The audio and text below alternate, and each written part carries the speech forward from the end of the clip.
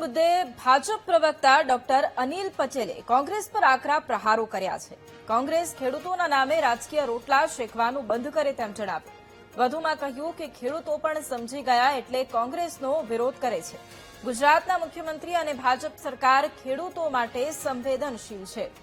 કોંગ્રેસ ખેડૂતોને ભ્રમિત કરવાનું કામ કરે છે। ખેડૂતોએ કોંગ્રેસ પ્રેરિત આંદોલનને જાકારો આપ્યો છે તેમ જણાવ્યું।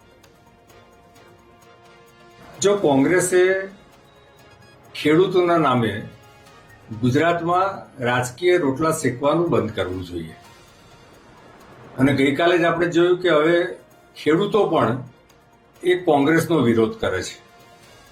સવાલ કોંગ્રેસ અથવા તો બીજી પાર્ટી કોણ કોની બી ને કોણ કોની સી છે એ લોકોએ નક્કી કરવાનું છે, પરંતુ ગુજરાતમાં માનનીય મુખ્યમંત્રી શ્રી ભૂપેન્દ્રભાઈ અને એમની સરકાર એ ખેડૂતો માટે ખૂબ જ સંવેદનશીલ છે અને ભૂપેન્દ્રભાઈ કોઈ પણ સમસ્યા હોય એનું સમાધાન એ શોધી લાવે છે।